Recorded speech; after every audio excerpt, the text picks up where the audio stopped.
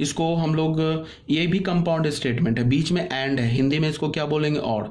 अब सुनो बच्चे, ये हमारा पूरा कंपाउंड स्टेटमेंट सही कब हो जाएगा, जब इसमें से मतलब ये दोनों हमारा, ये पूरा कंपाउंड स्टेटमेंट करेक्ट कब होगा, जब दोनों करेक्ट हो, ये भी करेक्ट हो ये भी करेक्ट हो, एक्स वाई से बड़ा भी हो और अगर एक्स जेड से बड़ा भी है, एक्स जेड से भी बड़ा है और जेड वाई से भी बड़ा है, मतलब ये भी करेक्ट है ये भी करेक्ट है, तब जाके हम बोलेंगे ये हमारा कंपाउंड स्टेटमेंट करेक्ट है। ठीक है, अगर एंड लगा है तो, और लगा होता तो कोई एक करेक्ट होता तो हम बोल देते ये करेक्ट है हमारा कंपाउंड स्टेटमेंट।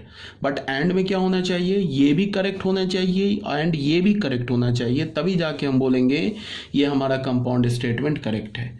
ठीक है, कोई अगर एक भी इनकरेक्ट हो गया, मान लो कि ये करेक्ट हो गया बट ये इनकरेक्ट हो गया, तो ऑन द होल ये हमारा कंपाउंड स्टेटमेंट इनकरेक्ट हो जाएगा। ये बात आई थिंक आपको क्लियर हो रही होगी, मैं बोल रहा हूँ काफ़ी मैं स्ट्रेस दे दे के समझा रहा हूँ। ठीक है, तो एंड और का यही मतलब होता है।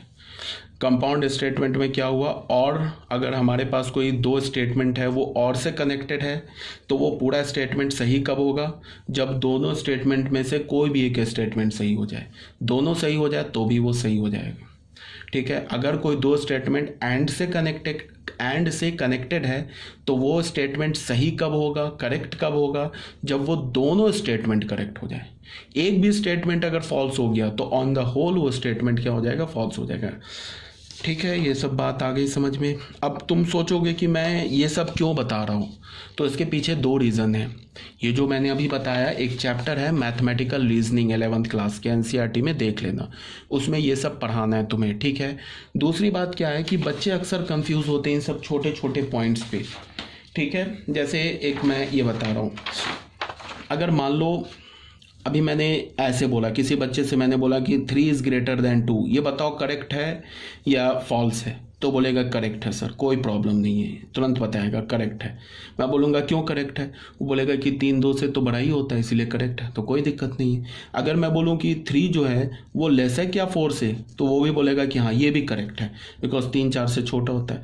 अब मैं अगर उसे ऐसे बोल दूँ कि 3 is greater than equal to, ये करेक्ट है, तो जो भी बच्चे एवरेज स्टूडेंट होंगे ना, वो क्या बोलेंगे, सर इनकरेक्ट है, ये गलत है। मैं पूछूंगा क्यों गलत है, क्लास में मैं अक्सर ही इस टाइप के क्वेश्चन देता हूँ, जो 10 पास आउट बच्चे होते हैं ना, उनसे मैं ये क्वेश्चन देके पूछता हूँ, बोलता हूँ ये करेक्ट है या इनकरेक्ट है, तो मैक्सिमम 90% बच्चे बोलते हैं सर इनकरेक्ट है। मैं पूछता हूँ क्यों इनकरेक्ट है, तो बोलेंगे कि 3 2 के इक्वल थोड़े ना होता है। तो मैं उनको ये जवाब देता हूँ कि ये कहाँ बोल रहा है कि 3 2 के इक्वल है, ये थोड़े ना बोल रहा है कि 3 2 के इक्वल है, 3 इज इक्वल टू 2।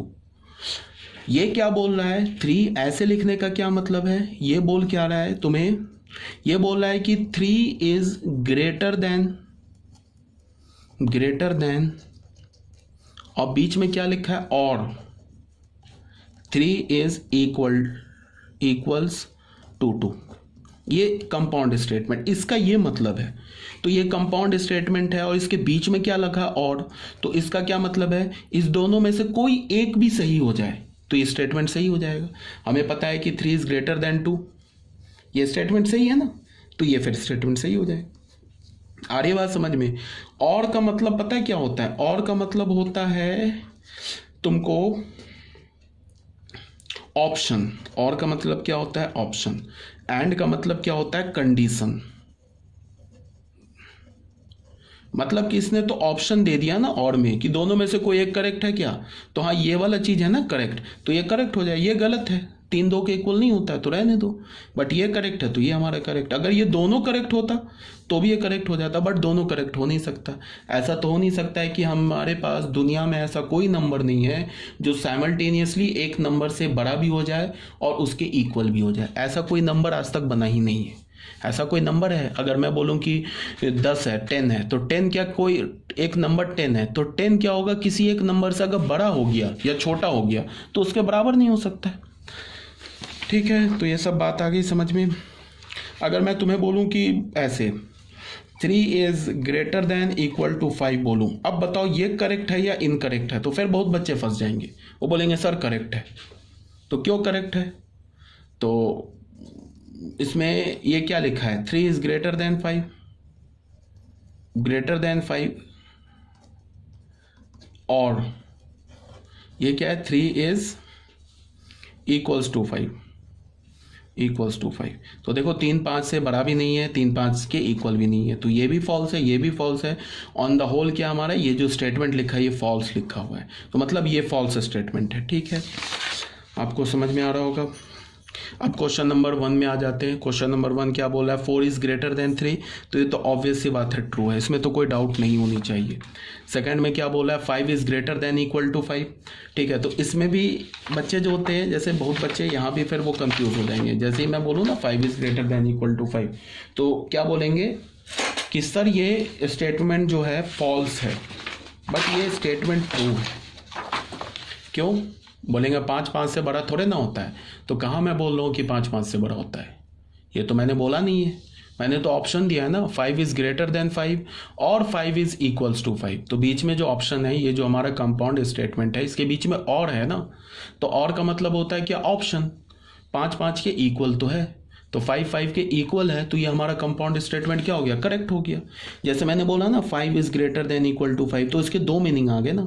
एक तो हो गया 5 इज ग्रेटर देन 5 और बीच में लगा और क्या बोल रहा है, 5 इज इक्वल टू 5। तो ये वाला तो फॉल्स है, बट ये तो करेक्ट है। तो ये करेक्ट है, तो इसका मतलब कि ऑन द होल ये पूरा जो हमारा कंपाउंड स्टेटमेंट है ये सही हो जाएगा, ये सही हो जाएगा, तो ये सही हो जाएगा। इसका मतलब ये ट्रू लिखा हुआ है। अब अगर मैं बोलूँ 5 is less than equal to 5, तो ये भी ट्रू लिखा हुआ है। ठीक है, अब मैं बोलूँ 5 इज ग्रेटर देन और इक्वल्स टू 5, इसको पता है रीड कैसे करते हैं, 5 इज ग्रेटर देन और 5 इक्वल्स टू 6। तो हमें क्या पता है कि 5 जो है वो ना ही 6 से ग्रेटर है और ना ही 5 6 के इक्वल है। तो ये जो कंपाउंड स्टेटमेंट मिला, इसमें दोनों जो स्टेटमेंट है दोनों फॉल्स स्टेटमेंट है, तो ऑन द होल क्या हो जाएगा, ये फॉल्स हो जाएगा। क्यों, बिकॉज 5 इज ग्रेटर देन 6 ये भी फॉल्स है, 5 इज इक्वल टू 6 ये भी फॉल्स है। ठीक है, अब